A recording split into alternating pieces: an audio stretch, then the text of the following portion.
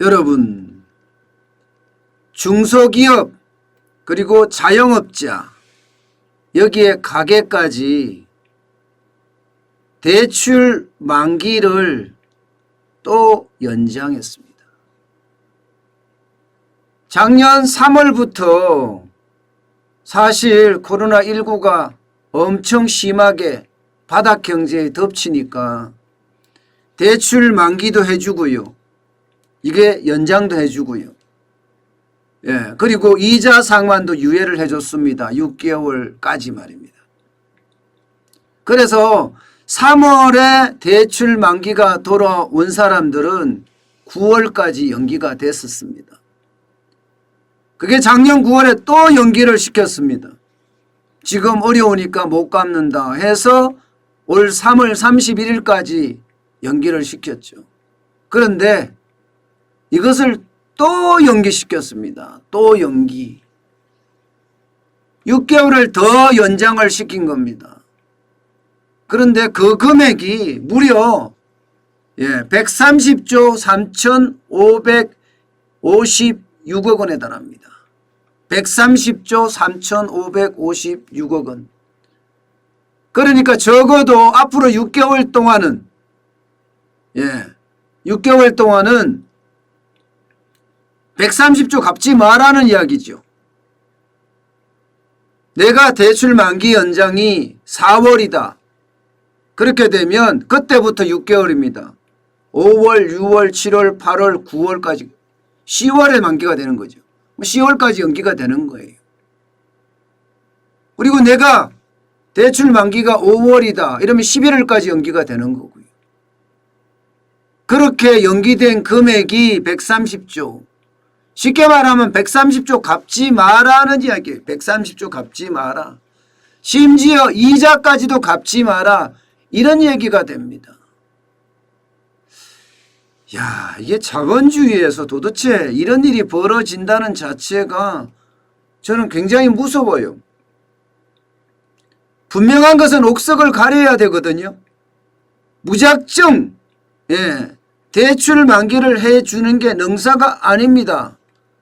그런데도 금융당국은요, 이게 뭐 시장경제가 맞는지 모르겠어요. 무조건 연기시킵니다. 만기 연장 금액만 하더라도 121조 1,602억 원입니다. 37만 1,065건이고요. 원금 상환 유예, 쉽게 말하면 원금이 이제는 더 이상 연기가 안 되는 거예요. 그것도 5만 7,401건 해서 9조 317억 원을 연장을 해줬고요. 심지어 이자도 안 냅니다. 이자도. 13,219건 금액으로는 1,637억 원 이자 안 내도 됩니다. 언제까지요? 9월까지요. 9월까지 안 내는 겁니다. 그런데 거기에 연장되는 사람에 따라서 또 다 달라지는 거겠지요. 여러분, 그러면 9월 가면 어떻게 될까요? 9월 가면.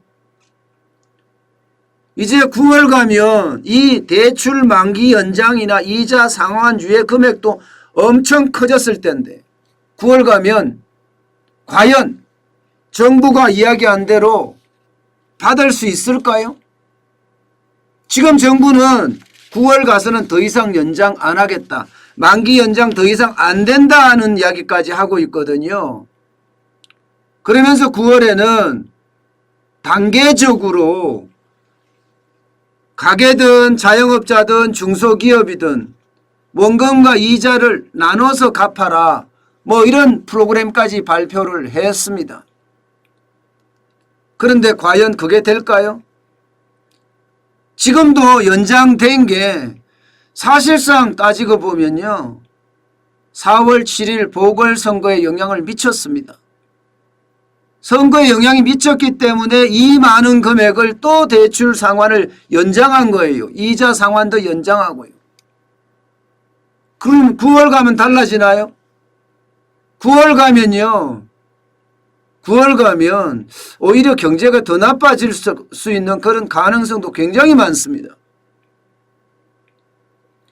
다양한 요소를 확인을 해봐야 되겠지만 9월에도 우리 경제가 좋다는 보장은 없어요. 지금 적자 국채를 워낙 많이 발행하기 때문에 수출은 좋아질지 모르지만 소비는 더 냉랭해지고 소비 절벽으로 이어질 가능성도 굉장히 큽니다. 게다가 내년 3월에 대통령 선거 있죠. 내년 6월에 지방선거 있습니다. 그 와중에서 대출을 그때부터 일시적으로 갚게 하겠다. 가게가 갚아라. 자영업자 갚아라. 중소기업 갚아라 할 수 있을까요? 지금 문재인 정부의 행태를 보면요. 못합니다. 그러면 9월이 또 내년 3월까지 밀려나가는 거예요. 그죠? 근데 내년 3월에는 대통령 선거예요. 당장. 대통령 선거가 엄청난 대출 만기 연장도 이슈가 될 수 있거든요. 또 연장할 거예요. 그러면 이게 갚아야 될까요? 갚지 말아야 될까요? 저는 그런 생각이 들어요. 많은 사람들이 이렇게 벌써 3차례나 연기한 거 4차례 5차례 연기 안 한다는 보장이 어디 있냐는 거예요. 이럴 바에야 대출 많이 받아서 갚지 말고 기다리지 뭐 이렇게 생각하는 사람들, 쉽게 말하면 도덕적 해이가 가득한 사람들도 많아질 수밖에 없는 그런 구조로 가겠다는 겁니다. 이게 계속 갔을 때 과연 우리 실물 경제가 회복돼 주면 다행이에요. 자영업자의 매출이 늘어나고 이익이 늘어나고 중소기업의 매출이 늘어나고 공장 가동이 잘 되고 이렇게 회복이 되면 다행이지만 만약에 회복이 안 되면요. 회복이 안 되면 돈 갚을 길이 없습니다. 결국은 그게 부채로 돌아갑니다. 부채로. 그럼 부채로 돌아가든지 아니면 만세 부르면 디폴트가 됩니다. 쉽게 말하면 채무 더 이상 갚지 않겠다 이런 얘기예요. 그러면 은행에는요. 금융위기가 오고 있어요. 금융위기가. 지금 연체율이 최하인데 무슨 얘기냐 자꾸 이런 이야기를 나오는 사람들이 많은데요. 맞아요. 여러분. 대출 연체율 최하입니다. 역대 최하예요. 역대. 대한민국 유사 이래 대출 연체율이 0.28까지 내려가는 건 최하 중에 최하입니다. 최하가 될 수밖에 없었던 게 대출 만기를 다 연장해 줬으니까 최하가 되는 거죠. 여러분 대출 만기가 돌아와서 갚는 사람들이 갚는다고 쳐요. 이자를 내는 사람도 있겠죠. 그중에는. 그런데 이게 분모가 늘어나잖아요. 대출 금액이 계속 늘어나잖아요.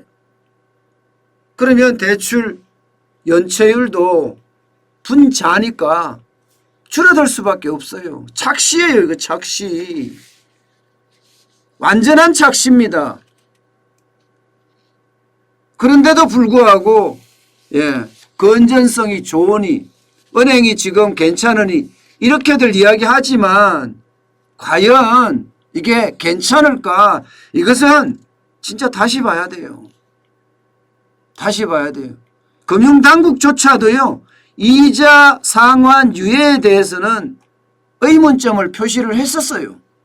그래서 저는 이자 상환유예는 하지 않을 거다. 받을 거다. 그래야지 누가 지금 최악을 가고 있고 누가 돈 갚을 능력이 없는지 알 수가 있거든요. 지금 이대로 가면 깜깜이에요. 여러분 깜깜이. 누가 돈이 없는지 누가 돈을 갚을 능력이 없는지 이조차도 파악하지 못하고 오는 9월까지 가야 된다는 겁니다. 과연 그렇게 했을 때 은행들이 버텨낼 수 있을까요? 연체율이 낮다고 좋은 게 지금 아니라고 말씀을 드렸죠. 그 와중에 우리가 충당금을 많이 쌓았느냐? 그렇지도 못해요. 나눠먹느라고 성과급 준이라고 충당금도 다 나눠먹고 있어요. 저는 이 대출 만기 연장 이자 상환 유예가 결국은요 시한폭탄 돌리기라고 생각을 합니다. 시한폭탄 돌리기라고. 마치 1998년, 1997년 말 이때 외환위기가 도래할 당시에 그 전에 이게 부채들, 대기업들의 부채가 장난 아니었잖아요. 그 부채를 계속 끌고 왔단 말입니다. 뭘로? 단기 외채로 막아가면서요. 그런데 이 단기 외채로 막는 것도 한계가 있었어요. 결국은 뻥 하고 터져서 IMF 외환위기가 1997년 말에, 정확히는 1997년 12월 5일인가요? 그때 구제금융을 받았죠. 저는요, 이게 무서워요. 한꺼번에 와서 한꺼번에 폭발할까 두렵습니다. 금액도 적은 금액이 아니에요. 130조면. 대한민국의 한 해 예산이 2019년에 본 예산이 512조 3천억 원이었습니다. 그럼 130조가 적습니까? 여기 앞으로 대출 만기 연장될 금액들도 얼마나 더 늘어날지 모르는 상황이기 때문에 이게 결국은요, 우리 경제에 큰 아킬레스건으로 저는 덮칠 가능성이 크다고 봅니다. 실물이 회복돼주면 다행이지만 실물이 회복이 안 됐을 때는 그 후폭풍은 그 어느 때보다가 클 거다. 저는 그렇게 예상하고 있습니다. 대출 만기 연장이 결코 시장에 좋은 일은 아닙니다. 분명한 것은 한계 차주를 가려내고 한계 기업을 가려내야 합니다. 그런데도 불구하고 금융의 포퓰리즘이 결국 또 폭탄을 뒤로 미루는 그런 결과를 지금 가져오고 있습니다. 자칫 실물 경제가 더 안 좋아져서 금융위기로 치달을 수도 있다는 사실 반드시 명심해야 합니다.